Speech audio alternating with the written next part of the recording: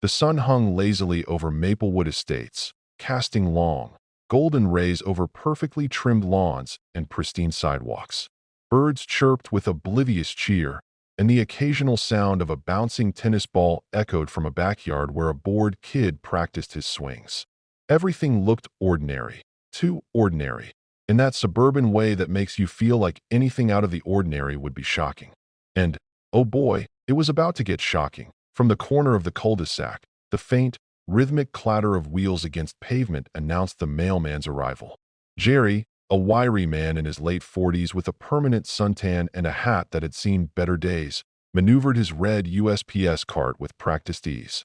He waved at a neighbor watering her begonias, nodded at a dog lazing in the sun, and hummed a tune so old school that it might have been a Rick Astley B-side from 1987.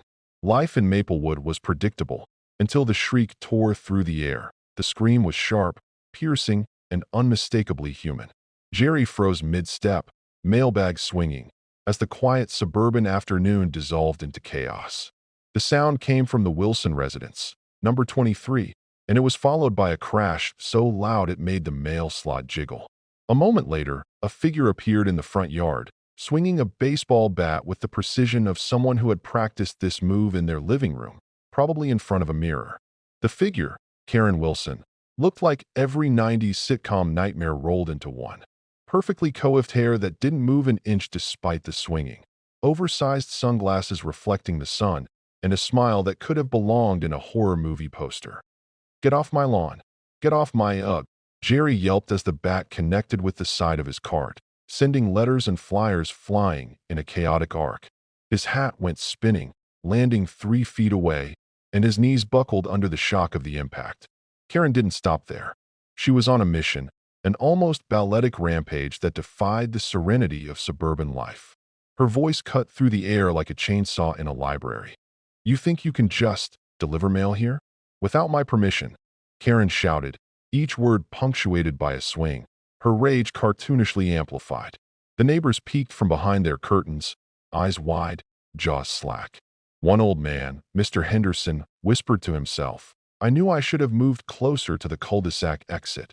Jerry scrambled backward, clutching a handful of scattered envelopes. His mouth opened, then closed, then opened again, like he was trying to form words but forgot the English language entirely. I'm just, I deliver mail." Karen's expression twisted with disbelief. "Excuse me? You deliver mail? On my street?" Without kneeling and apologizing first, her voice reached a pitch so high it could have shattered the finest china, had anyone dared leave it on their front porch table. Somewhere, in the background, the faint strains of a 90s pop song, the kind that makes you want to dance awkwardly in the living room, seemed ironically appropriate. The birds, wisely, had flown off. The dog, less wisely, barked in confused sympathy. And Jerry, well, Jerry had turned into a human tornado of letters, limbs, and sheer panic. Karen pivoted suddenly, swinging the bat in a wide arc. A neighbor's recycling bin rolled into the street, narrowly avoiding impact, but leaving a cardboard flurry in its wake. The camera eye of the universe would have captured the metallic glint of her bat, sunlight reflecting, almost as if it were announcing that this was no ordinary suburban dispute. This was an epic showdown waiting to happen, and everyone within 50 yards was unwittingly part of the audience. Jerry backed up against the Wilsons' mailbox, panting and looking like a man who had just realized the universe was both unfair and hilarious. I'll just come back tomorrow," he stammered. He didn't finish the sentence. The bat swung again, missing him by mere inches, and instead smacked the corner of the mailbox, sending it spinning into the air and clattering onto the driveway. The neighbors had started calling 911 by this point. Mrs. Patel, 3 doors down, had already whispered instructions to her kids to record the incident on their phones. This is gold for YouTube," she muttered under her breath. Karen, oblivious, was fully committed to her assault choreography, her entitlement radiating like a radioactive aura. Jerry tried to escape, but Karen was faster than logic allowed. She cornered him near the hydrangea bush, her bat poised.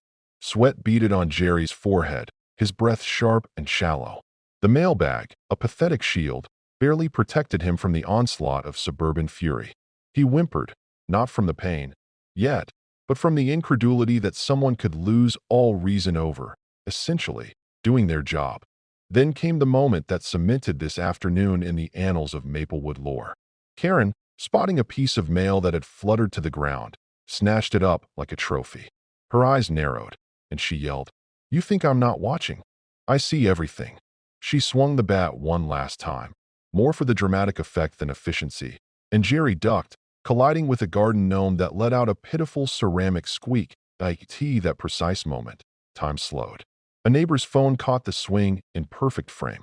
The letters scattered like confetti at a parade gone horribly wrong. Karen's glare, a mixture of fury and disbelief that anyone would challenge her suburban dominion, fixed on Jerry as he cowered near the hydrangeas. And then, the absurdity of it all hit. The whole situation, the bat, the mailbox, the screaming, the scattering letters, the gnome casualty, was so surreal that even Jerry had to stifle a laugh through his panic. This was no longer just an assault. This was an opera of suburban insanity. From the other side of the street, the protagonist of our story, a neighbor who had seen more HOA drama than a Netflix reality series, grabbed their phone. This is it, they whispered, half to themselves, half to the universe. This is the moment that will go viral. Their fingers trembled as they tapped record, capturing every swing, every yell, every over-the-top Karenism for posterity. Karen, none the wiser, continued her one-woman performance of rage and entitlement. Her screams echoed down the cul-de-sac, mixing with Jerry's protests, the squeaking gnome, and the faint strains of a 90s pop song that somehow, inexplicably, seemed appropriate. And as the camera eye of the universe, or in this case, the protagonist's shaky phone, rolled, a chilling thought began to form in Jerry's panicked mind. This wasn't just another angry neighbor incident. This was something bigger. Something that would not only leave bruises and a shaken mailman behind, but also set off a chain of events that no HOA rulebook could possibly contain. For Karen, this was power. For Jerry, this was terror. For the neighbors, this was entertainment, tinged with disbelief. But for the story itself, this was the opening act, the hook that would draw everyone deeper into a drama none of them could ignore.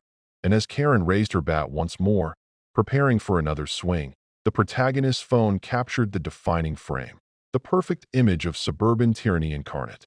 In that moment, the universe seemed to pause, as if saying, "Yes, now the fun begins." The cul-de-sac held its breath.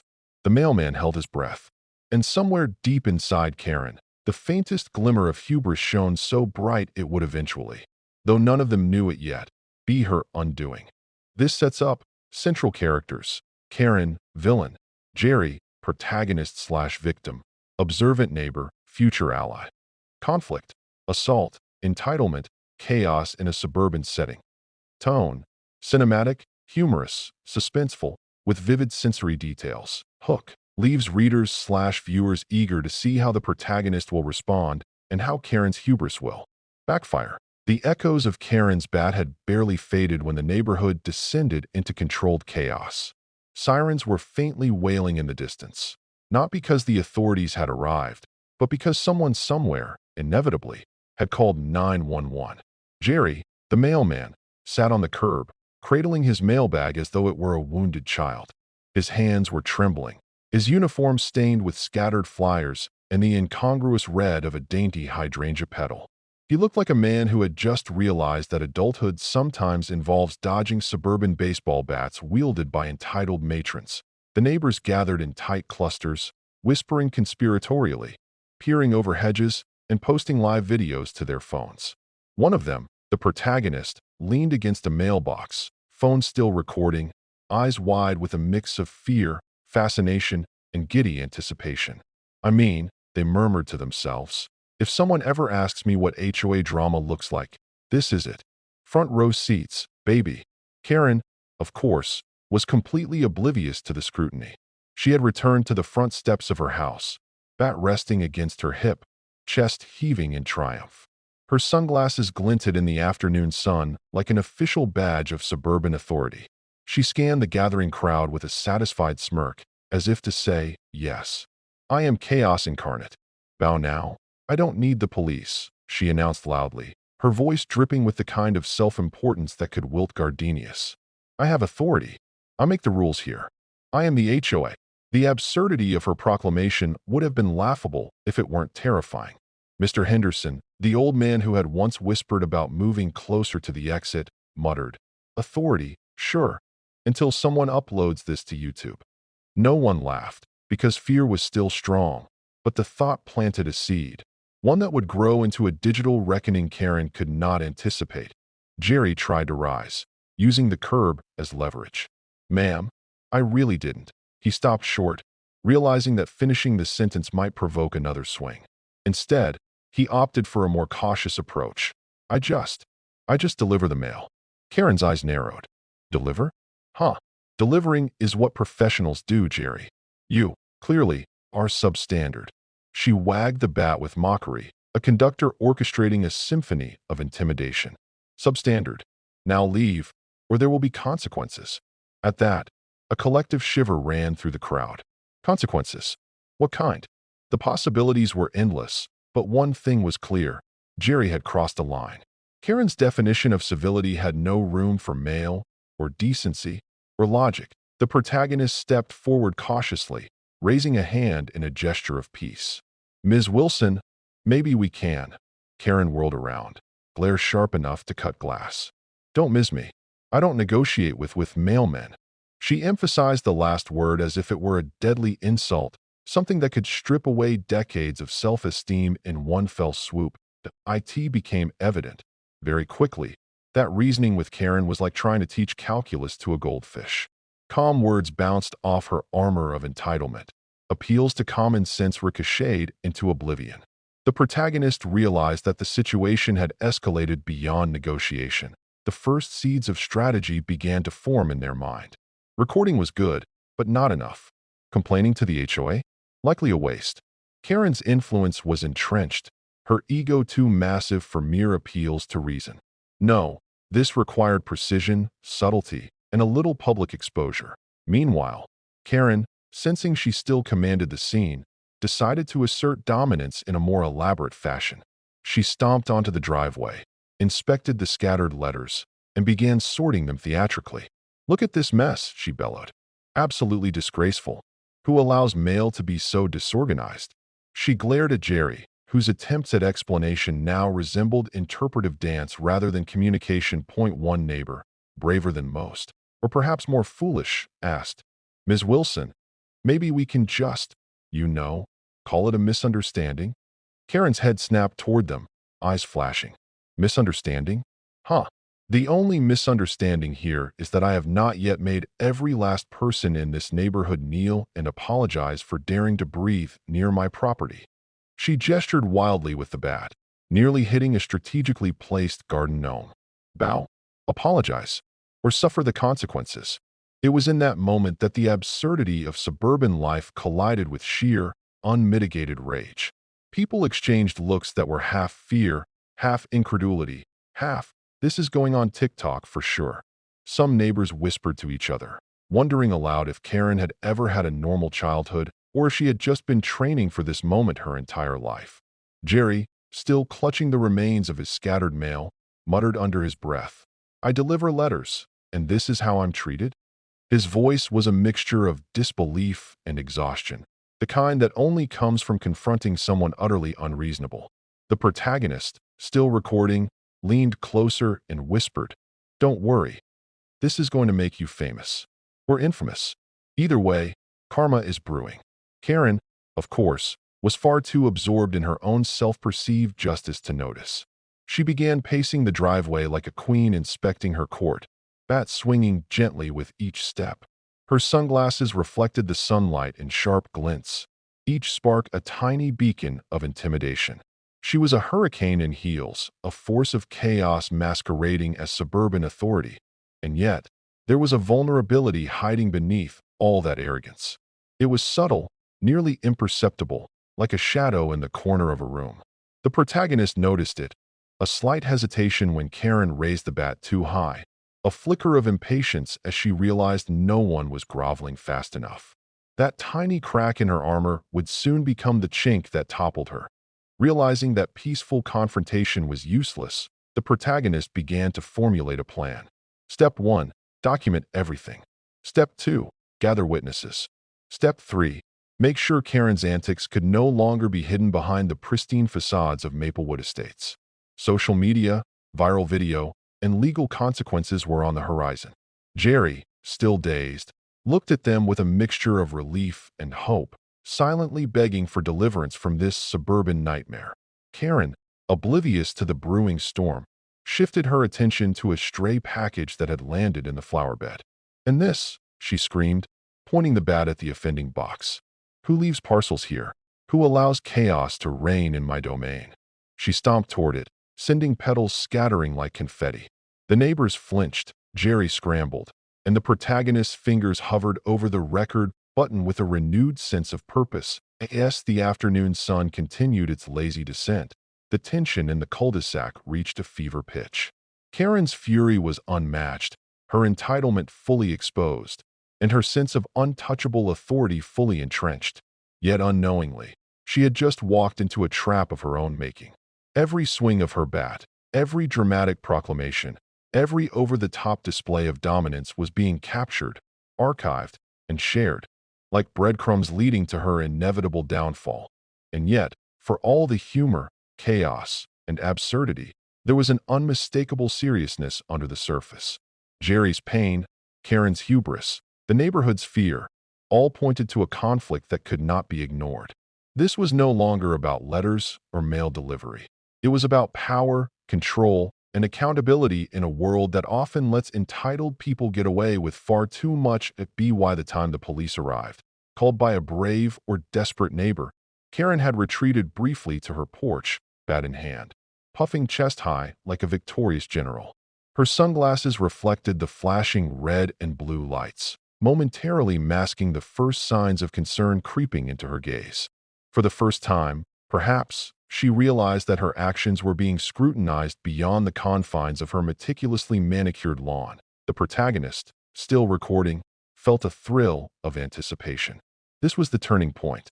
The incident had escalated from a simple suburban dispute into a saga of entitlement, aggression, and, if handled correctly, karma. Karen's unchecked fury had set the stage for a confrontation far larger than any HOA newsletter could contain. As Jerry was led to an ambulance, supported by helpful neighbors, Karen stomped back onto the porch, swinging the bat idly, muttering threats that no one, including herself, fully believed. The protagonist lowered their phone for a moment, took a deep breath, and whispered, "This isn't over. Oh no, it's just beginning." The sun dipped lower, shadows stretching across the cul-de-sac like elongated fingers, signaling the slow, inevitable march toward consequences. Somewhere deep inside Karen, a storm of arrogance and pride still raged, but outside, in the streets and on screens, a new power was quietly assembling. The game had changed.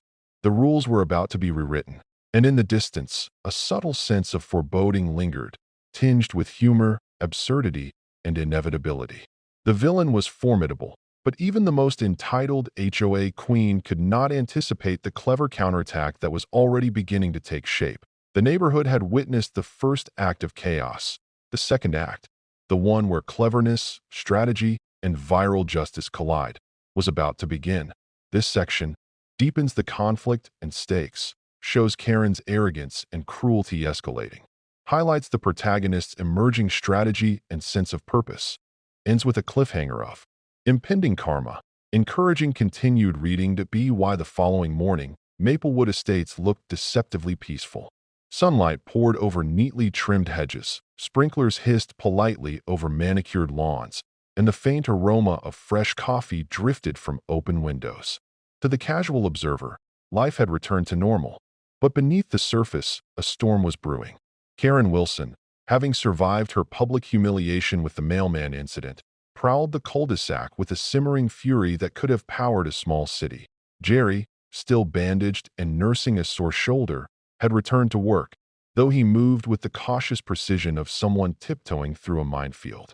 He waved at the protagonist, who had become something of a tactical strategist overnight. Together, they began planning the next moves. Karen might think she had won the battle, but the war, the slow, methodical, and undeniably satisfying war, was just beginning. The protagonists started with research. They combed through HOA bylaws, online forums, and even local news archives, searching for precedents and weak points. Every detail about Karen's past behavior, every anecdote from disgruntled neighbors, every petty complaint that had been dismissed, all became ammunition. A pattern emerged. Karen thrived on fear and intimidation, but she had an Achilles heel, her arrogance and obsession with public image. Meanwhile, Karen continued her reign of subtle terror. Letters were misplaced intentionally, packages misdelivered, and any neighbor daring to voice complaints received passive-aggressive notes in their mailbox.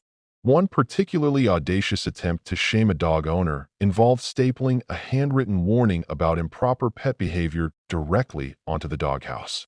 The protagonist watched all of this unfold, camera in hand, and took careful mental notes. Karen was meticulous, predictable in her chaos, and, most importantly, blinded by her ego.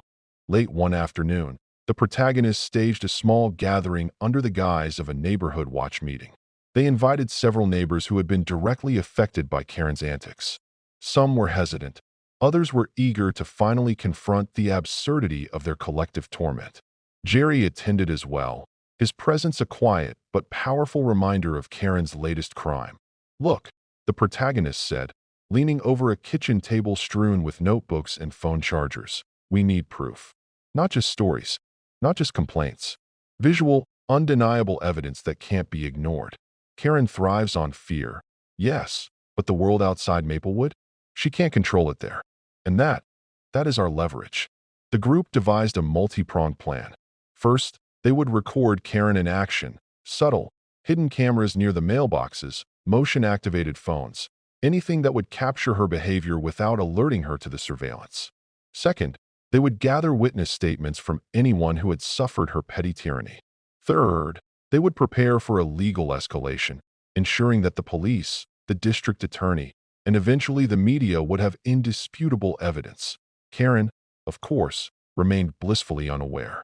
Her days were filled with inspections of the neighborhood, strategic walks in her yard, and dramatic outbursts toward anyone daring to enter her line of sight.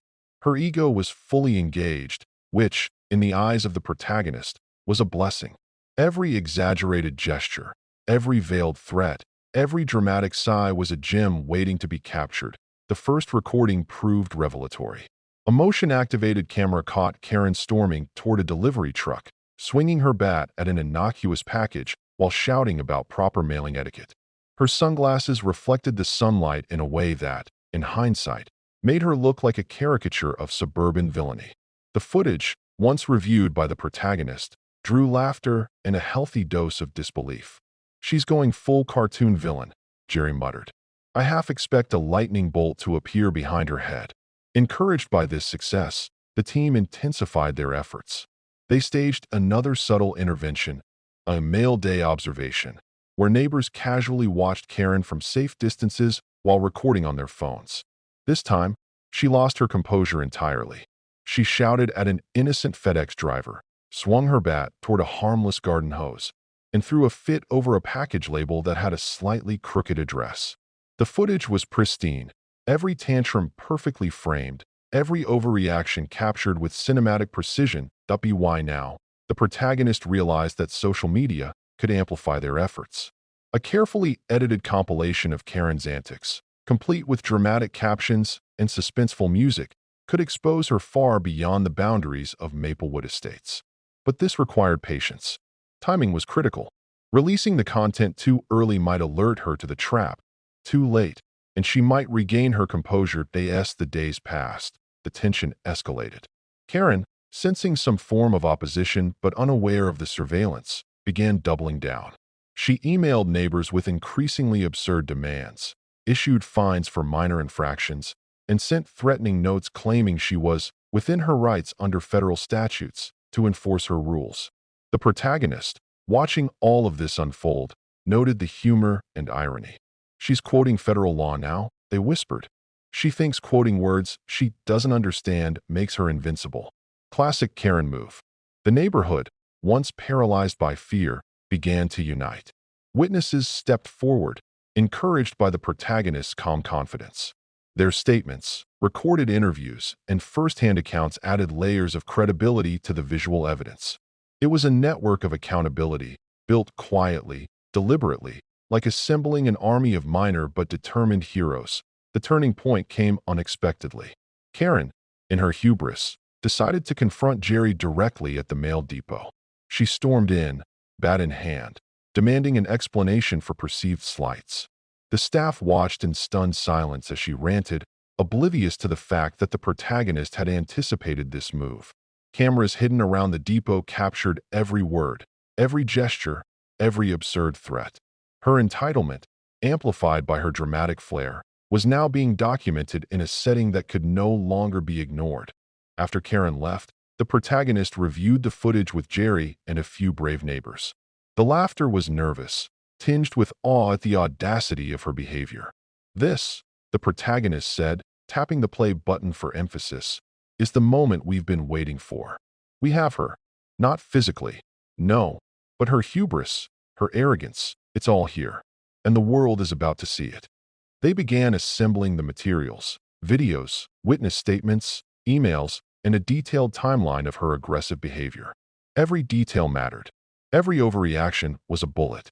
Every exaggerated proclamation of HOA authority was another nail in the coffin of her illusion of control. It was meticulous work, but necessary.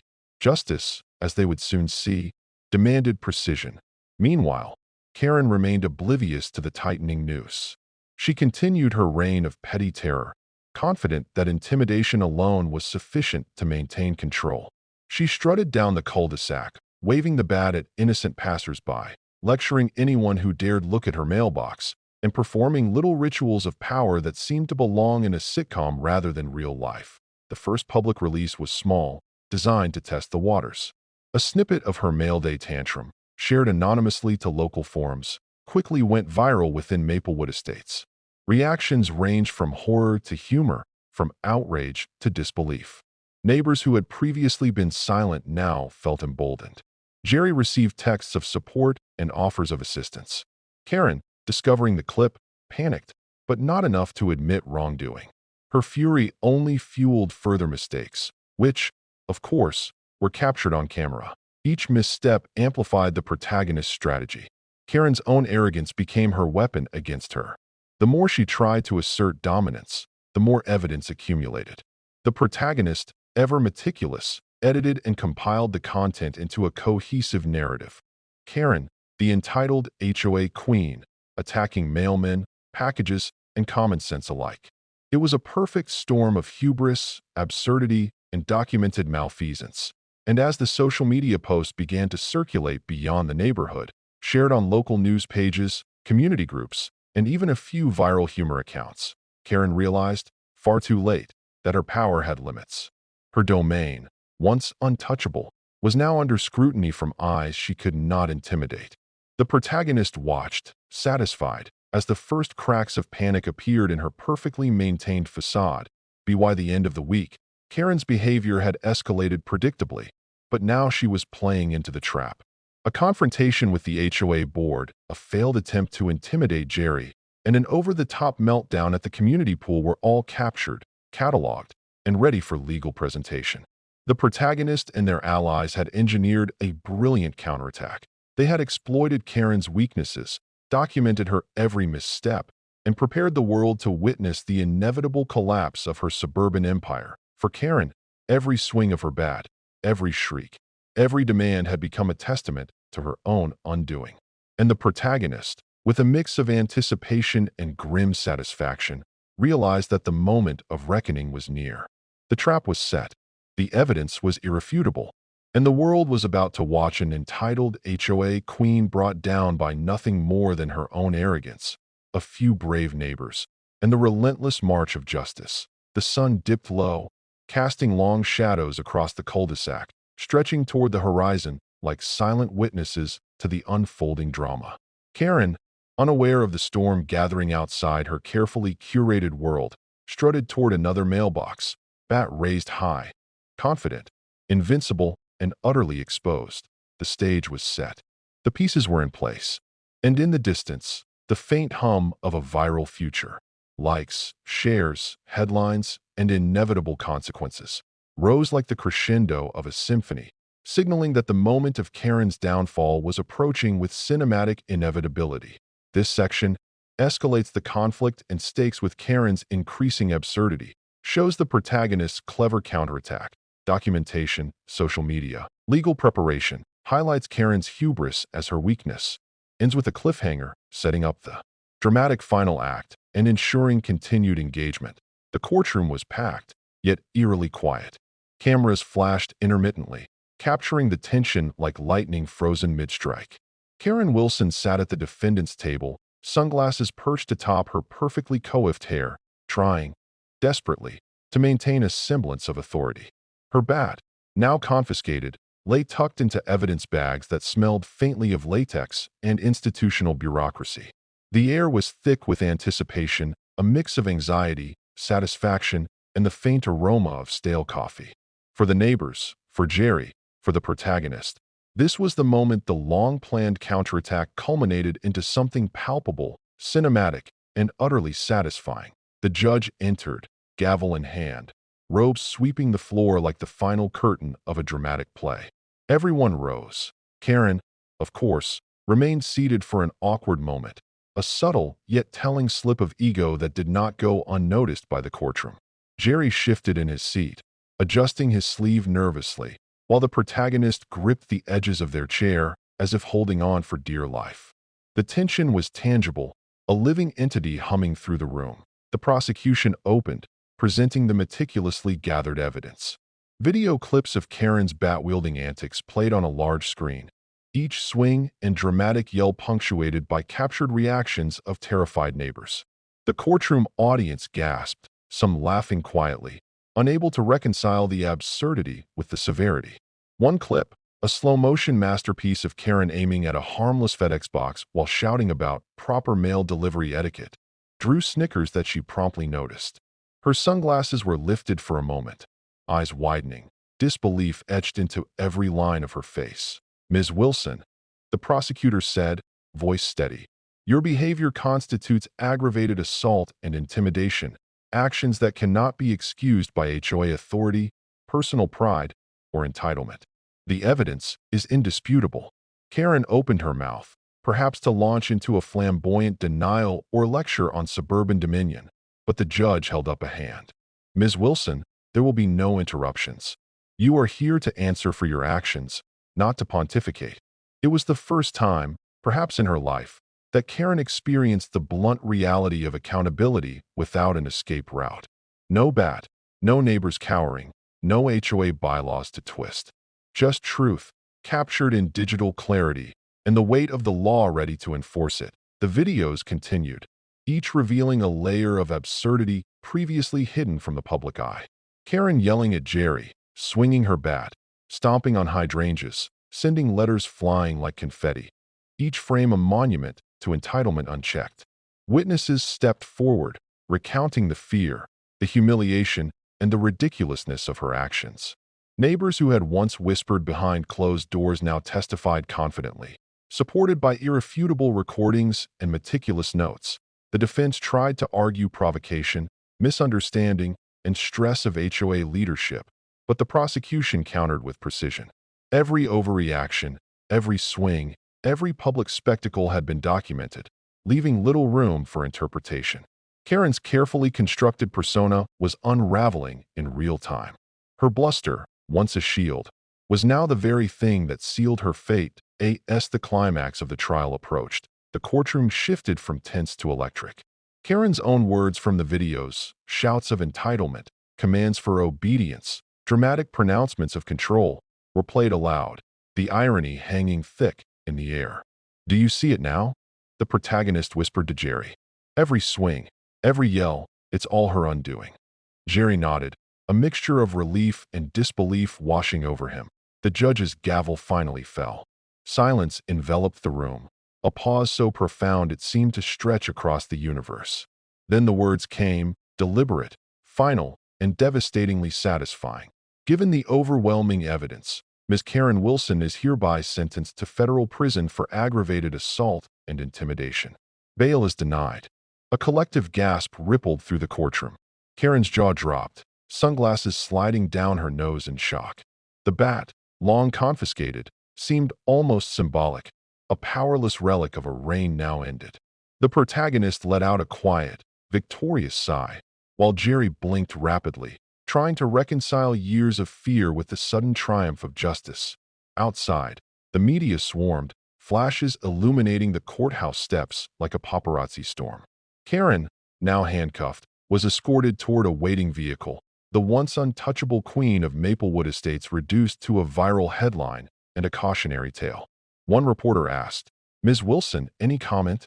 She opened her mouth, and nothing coherent emerged, only a squeak of frustration, the sound swallowed by a chorus of shutter clicks and murmured commentary.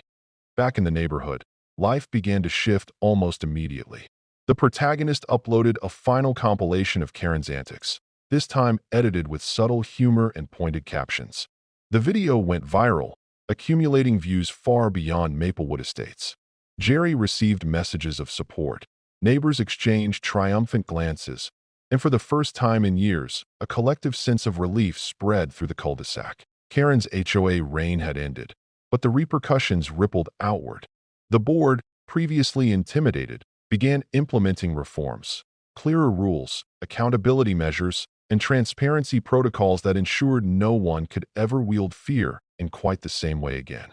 Her neighbors, emboldened by the victory, became a more united, assertive community, sharing laughs about the absurdity of their recent ordeal while maintaining a newfound respect for boundaries and legal consequences. The protagonist reflected on the journey, realizing that the clever counterattack had not been about revenge, but about accountability. Every plan, every recording, every carefully orchestrated move had been aimed at a singular goal, ensuring that entitlement did not go unchecked. The humor and absurdity had kept morale high, but the outcome, the fall of a truly dangerous neighbor, was profoundly satisfying. Weeks later, Jerry returned to his routes, moving with renewed confidence. He waved at neighbors freely now, a smile replacing the wary grimace that had defined him for months. The protagonist, still a subtle presence in the background, occasionally checked in, documenting minor HOA misadventures for posterity, but nothing so extreme would ever occur again. Maplewood Estates had learned its lesson. Even the most entitled can be brought down by collective resolve, clever strategy, and the unflinching light of truth that in the end, Karen's downfall was not just legal. It was cultural, viral, and symbolic. A woman who had wielded fear as a weapon found herself powerless in the face of documented truth. Her arrogance, which had once seemed limitless, became her undoing, serving as a cautionary tale for neighbors, mailmen, and the occasional viral audience hungry for justice with a side of absurdity. The protagonist, reflecting on the saga, chuckled softly.